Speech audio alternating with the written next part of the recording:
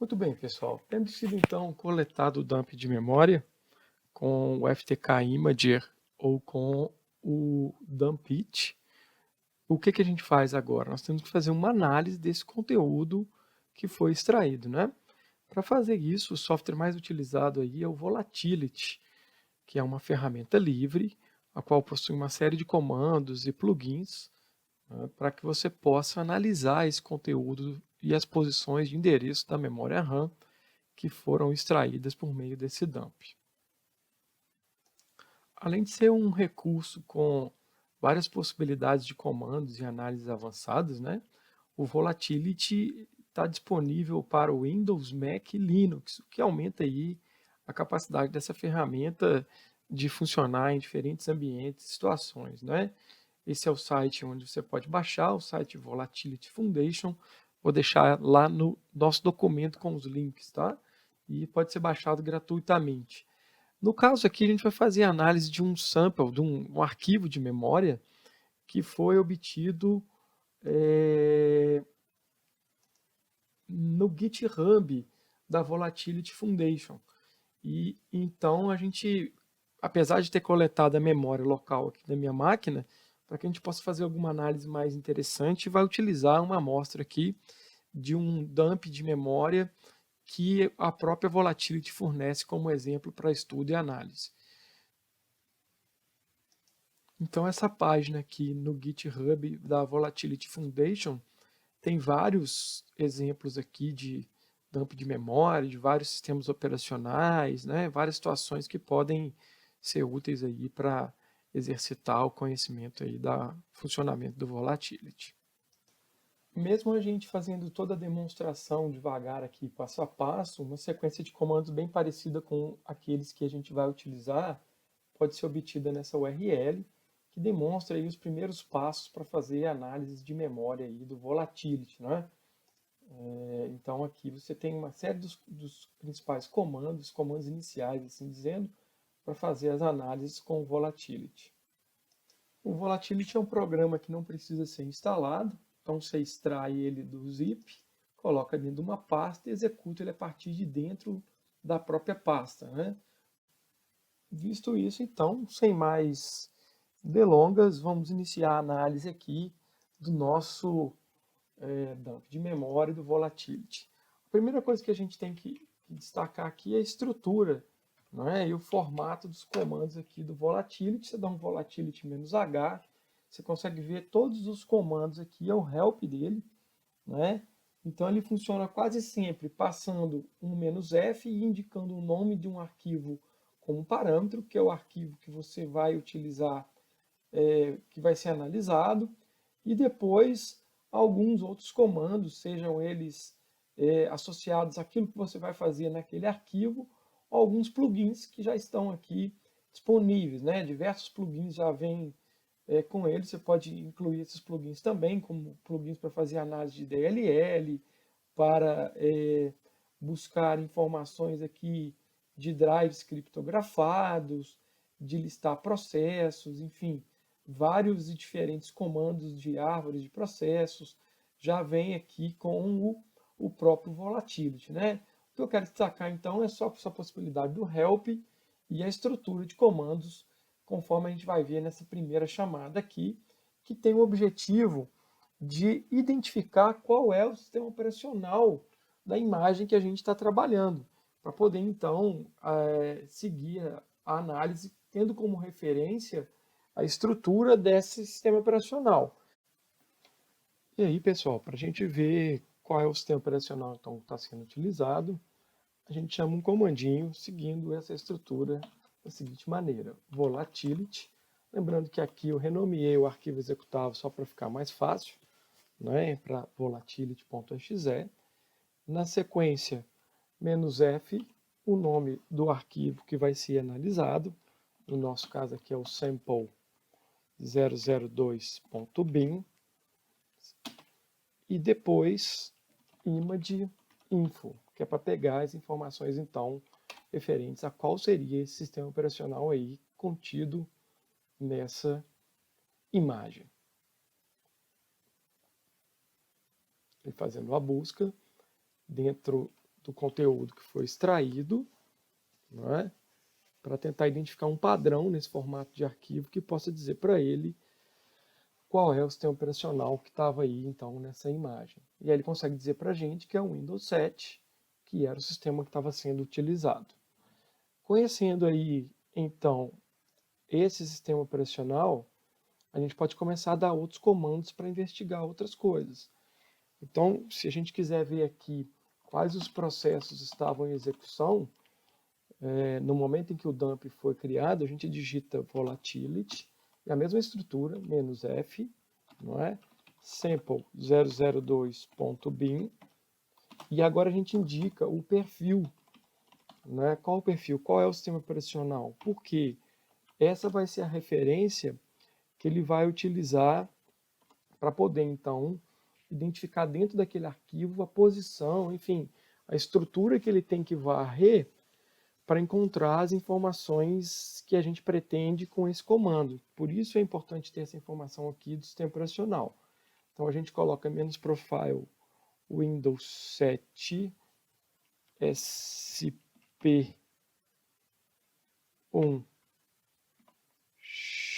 x86, vamos copiar aqui, _23418, e na sequência o comandinho PS3, que é para mostrar aí a árvore de processos que estava em execução.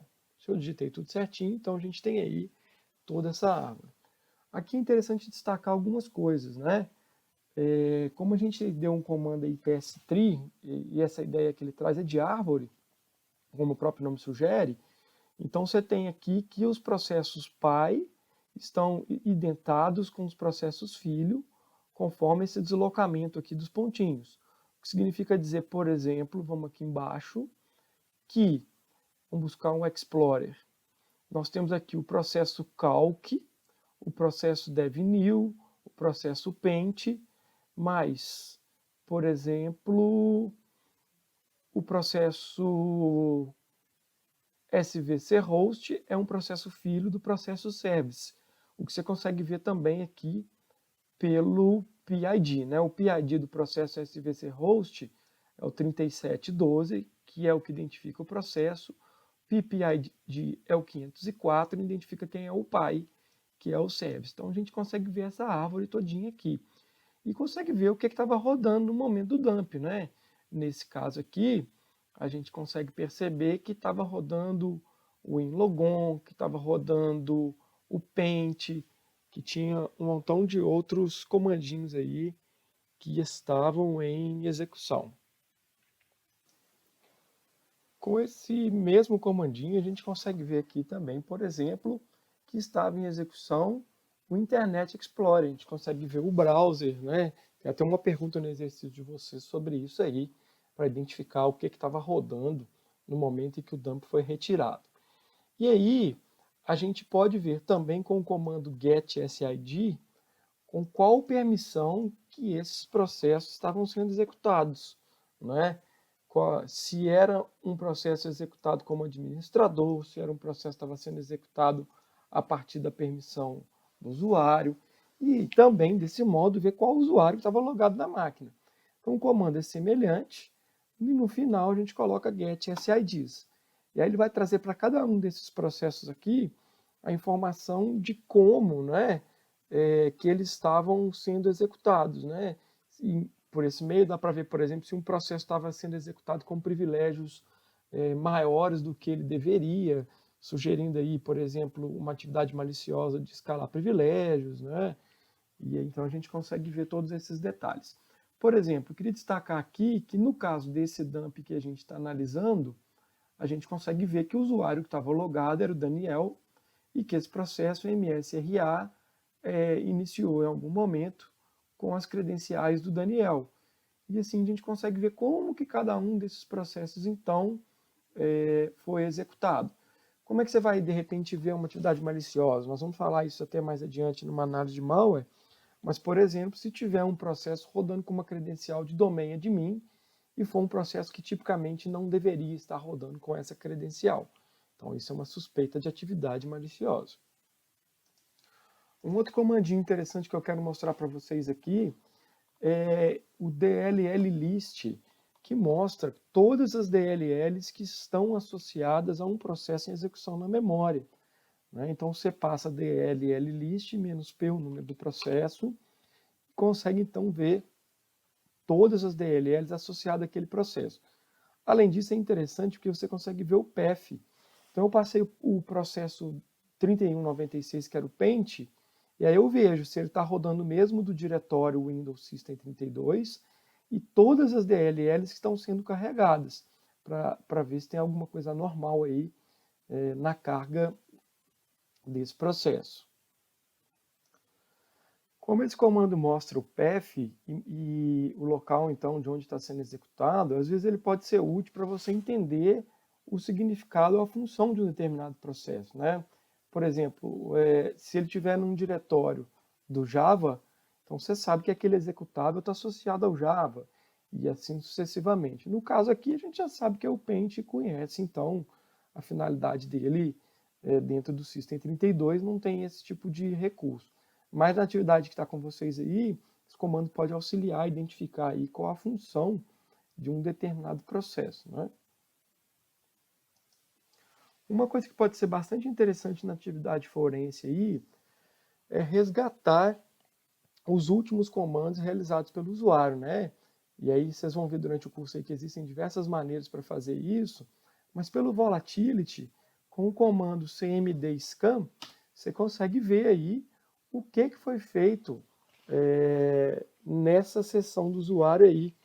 Então ele mostra para a gente o que foi executado, os comandos que foram dados, e o comando console, trocando aqui o cmd para console, que é bastante parecido, ele traz para a gente, além do comando que foi dado, qual que foi a resposta desse comando. Deu um erro de sintaxe aqui, porque essa, na verdade, é consoles, mas ele mostra o que foi executado e qual foi a resposta obtida na execução daquele comando.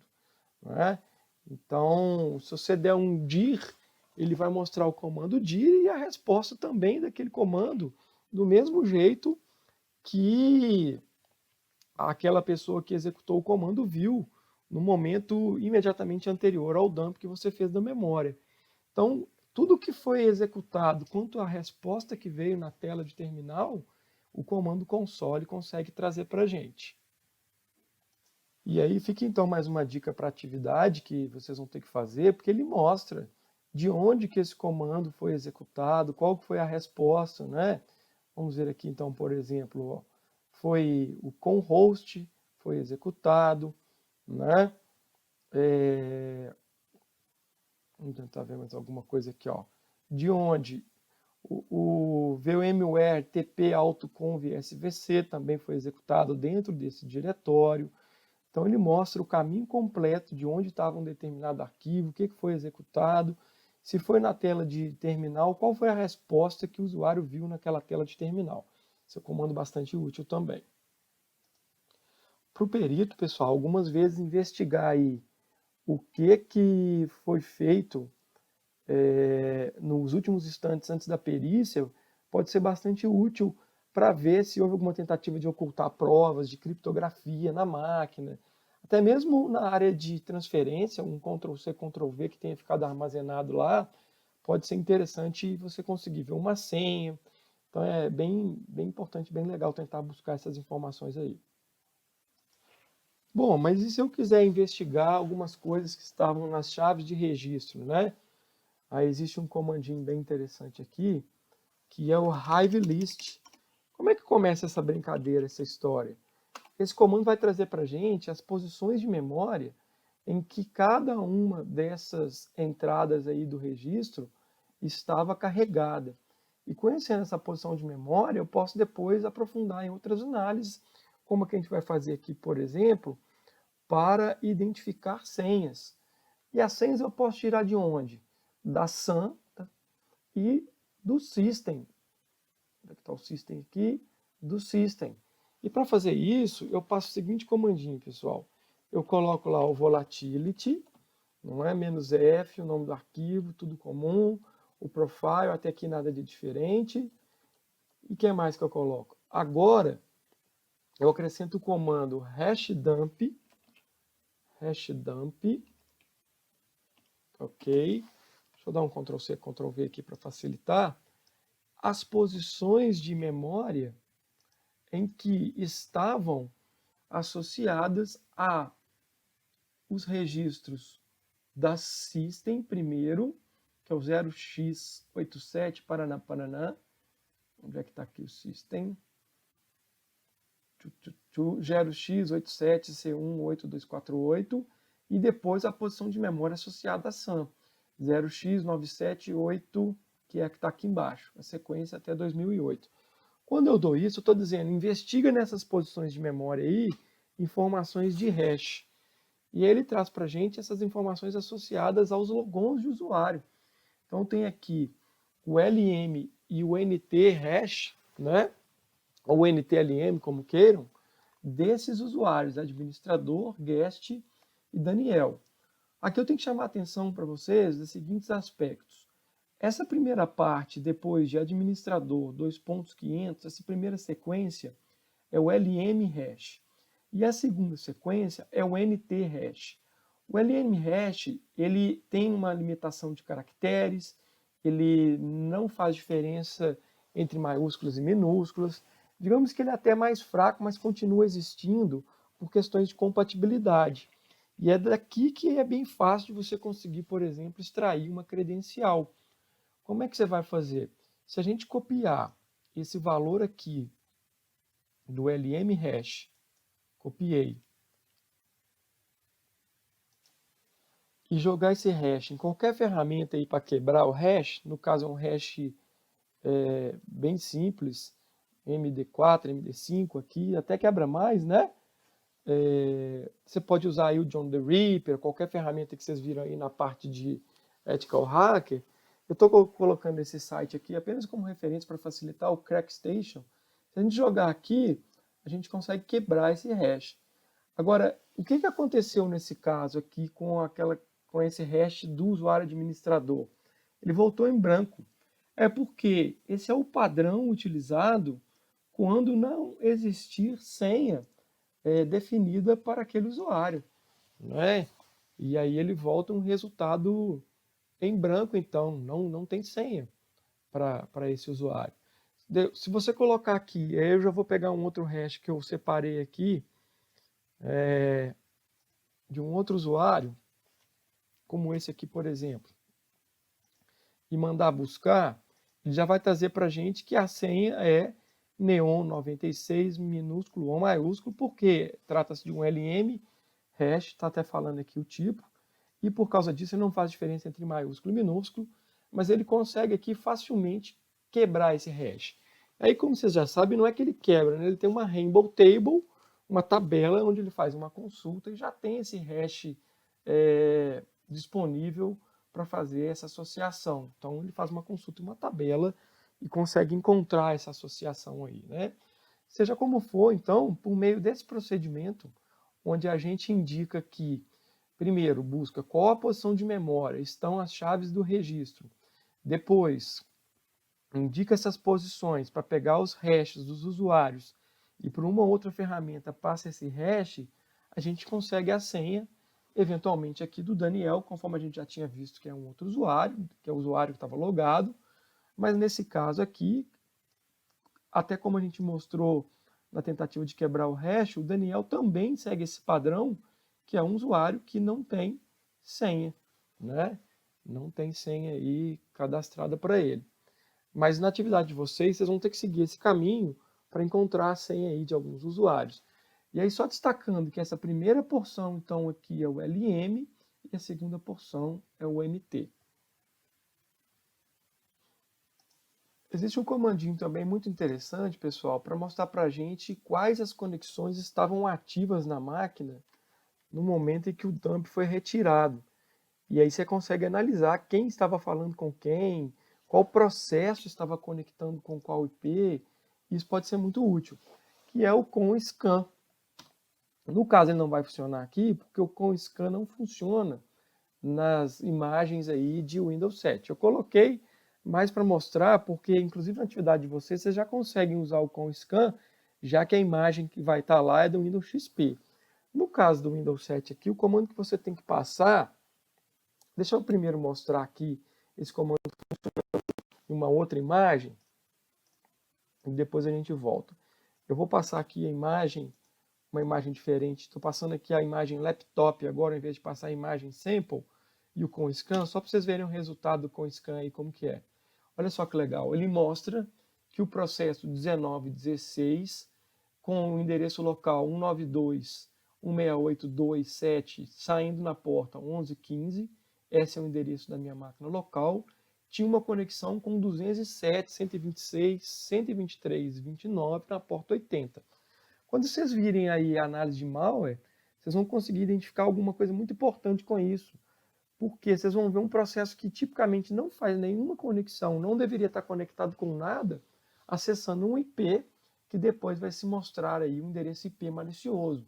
Então, identificar as conexões aí e qual processo está conectando com esse endereço é também um recurso bastante valioso aí na análise de vocês, né?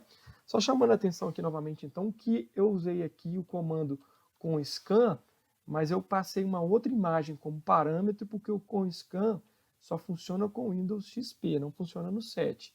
E para usar o comando aqui com o Windows 7, no primeiro momento eu tinha recebido o erro, mas na verdade eu tenho que usar o comandinho aqui, netscan. E dessa maneira eu consigo ver aí uma série de detalhes aí, né, das conexões, dos processos, e aqui nós temos todos os detalhes. Ficou um pouco desformatada a tela por causa de como está apresentado, mas ele já traz aqui no canto até o nome do processo, né? Eu coloquei a fonte um pouquinho maior para facilitar a visualização, mas ele traz aqui, por exemplo, olha só, 192.168.228.159, saindo nessa porta, fechou uma conexão com 70.73.57.224 na porta 80, né? E também o nome dos processos associados aí, tá bom? Aqui é só para mostrar para vocês o estado das conexões também e cada um dos processos associados, e destacando que esse é o comando aqui para o Windows 7, já que o ConScan não funciona, então você usa o netscan. Muito bom, então esse era o primeiro contato que eu queria mostrar para vocês com o Volatility, apresentar a ferramenta, alguns comandinhos, né? O lugar onde você pode baixar alguns samples de memória e explicar esses recursos úteis aí para análise do que pode estar acontecendo na memória, como recuperar uma senha da memória, né? Esse era o objetivo desse vídeo.